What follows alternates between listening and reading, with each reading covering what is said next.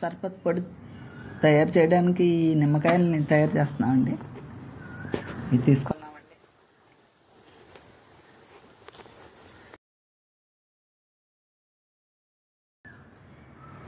ఇదిగోనండి, ఇవి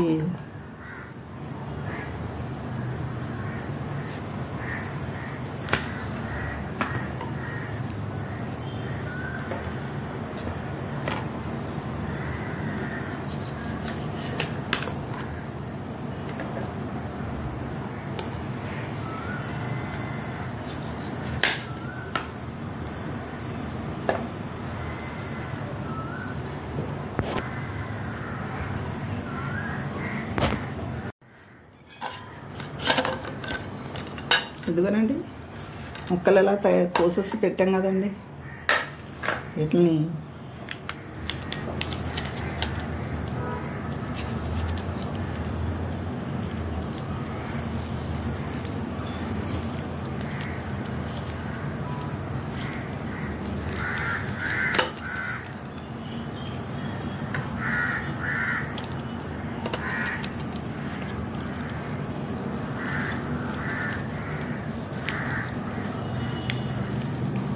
ఇలా ముక్కలు రసం అంతా తీసేసిన తర్వాత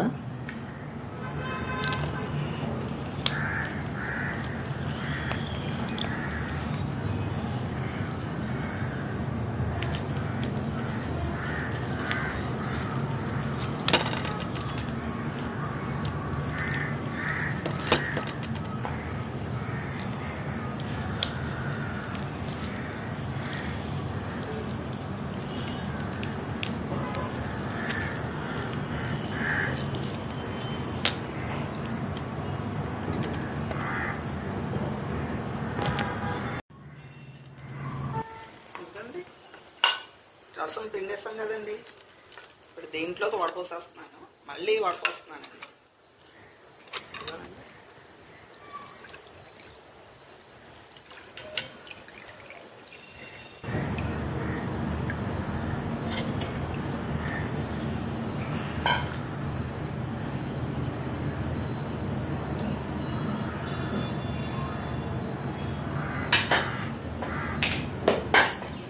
ఈ కప్పుకు తక్కువగా రసం వచ్చింది కదండి, అందుకని ఒక కప్పుకి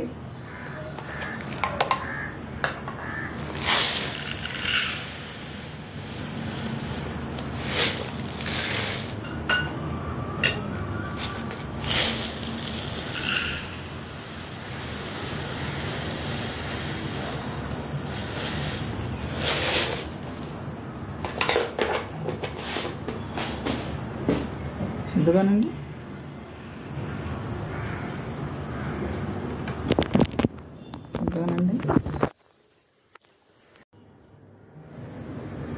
ఇదిగోనండి ఈ కప్పుకి తక్కువగా రసం వచ్చింది కదండి, అందుకే ఈ కప్పులు తక్కువగా 2 కప్పులతో 1 కప్పు నిమ్మరసానికి 2 కప్పుల పంచదార తీసుకున్నానండి. ఇదిగోనండి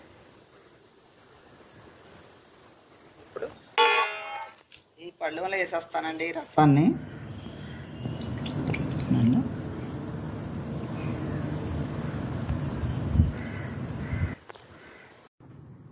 ఇదిగోనండి ఆ కప్పు రసం వేసేసాం కదా, ఇప్పుడు పంచదార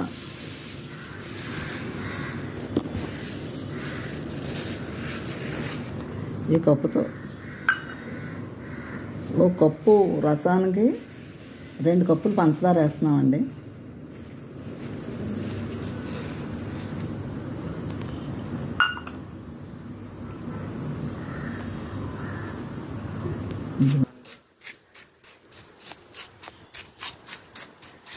దీన్ని ఇలాగా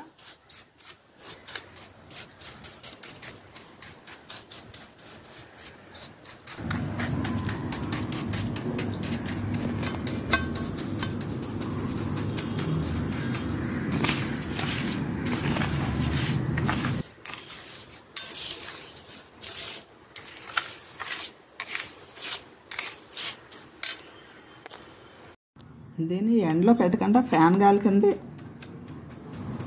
ఇది గడ్డ కట్టే వరకు మనం ఫ్యాన్ గాలి కింద పెట్టుకోవాలండి. తర్వాత మీకు చూపిస్తాను ఇది ఆరిన తర్వాత.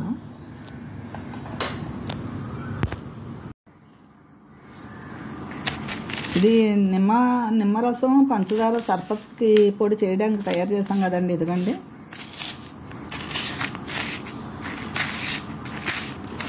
ఇది మిక్సీ పడతారానండి, మిక్సీ పడతాను.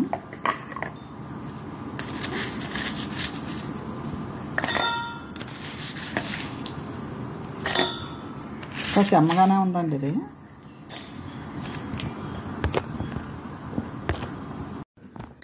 ఎందుకనండి మనం నిమ్మ పొడి అదే సర్బత్ పొడి చేసాం కదండి, పంచదారని నిమ్మరసం అవి కలిపి.